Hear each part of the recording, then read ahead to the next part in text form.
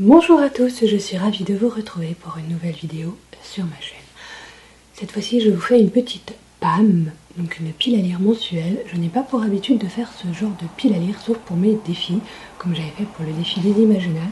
Comme vous avez pu le voir dans une vidéo précédente, j'ai donc proposé pour cet été un défi, donc l'aventurier littéraire, à savoir découvrir des auteurs durant cet été.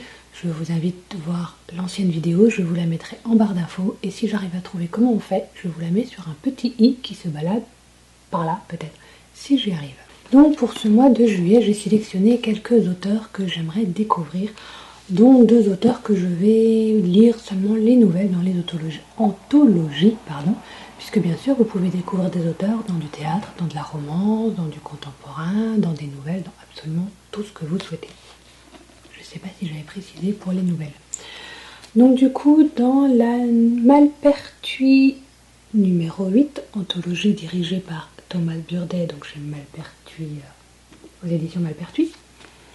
Donc dans cette anthologie-là, j'ai deux nouvelles que j'aimerais découvrir, celle de Élodie Serrano et celle de Bénédicte Coudière, qui étaient donc deux des concurrentes du match d'écriture aux Imaginales.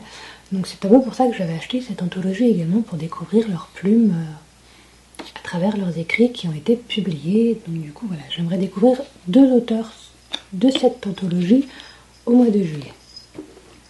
Je continue également dans les anthologies, donc c'est Magicienne et Sorcière, donc c'est l'édition des Imaginales, donc c'est une ancienne édition.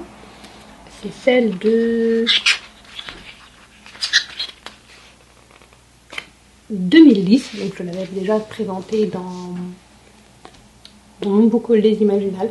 J'ai acheté cette anthologie uniquement pour un seul auteur, à savoir Sir Cédric, puisque j'ai beaucoup entendu parler de Sir Cédric. J'aimerais découvrir sa plume et je n'ai pas encore de livre de lui, mais ça ne saurait tarder. Mais du coup, je vais découvrir dans cette anthologie Sir Cédric à travers sa nouvelle, et je pense, alors je n'ai pas encore de livre de Swarovski, donc je vais peut-être lire la nouvelle de Swarovski, ou alors de Justine Yogoré.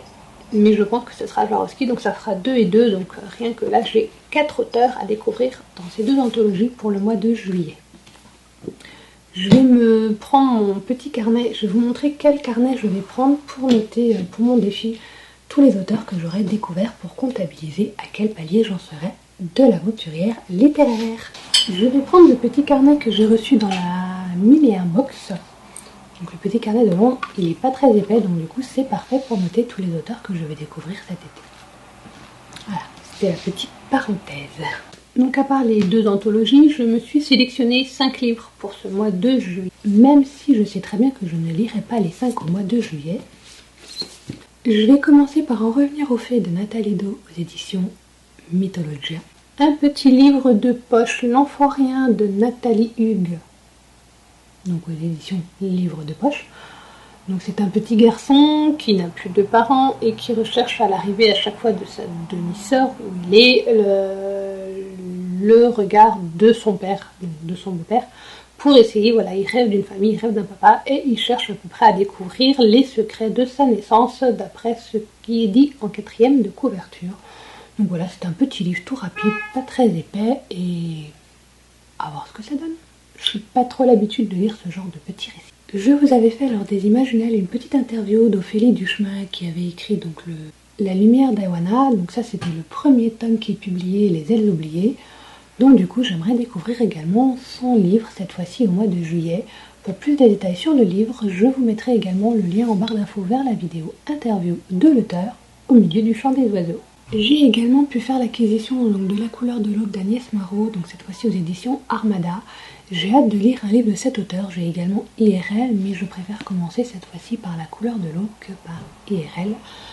Les deux m'attirent tout autant, mais la couverture là, elle est juste sublimissime. Elle me donnait vraiment envie. Donc c'est apparemment une Doa, donc qui protège les hommes, mais la ville a pris le pas sur la nature. Donc j'aimerais un petit peu voir que ça donne. Et pour finir, je ne pouvais pas mettre dans ma sélection un livre de Gulfstream en sélection électrogène, donc du coup La boiteuse de Françoise Gare, que je n'ai pas encore lu, livre que j'ai acquis au mois de janvier, donc ça va, il reste pas trop longtemps dans ma pile à lire.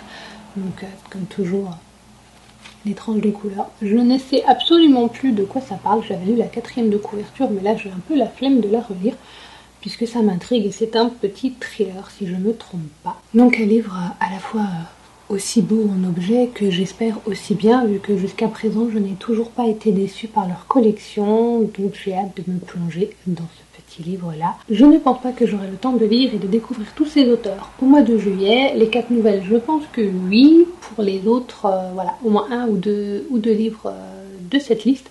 Je n'ai pas pour habitude de faire des piles à lire mensuelles, mais bon, on va voir ce que ça donne. Et vous, êtes-vous pile mensuelle à lire ou pas du tout? Ou prenez-vous au gré de vos envies comme je fais à mon habitude?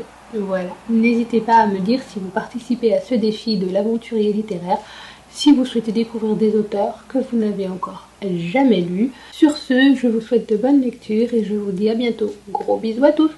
Ciao ciao.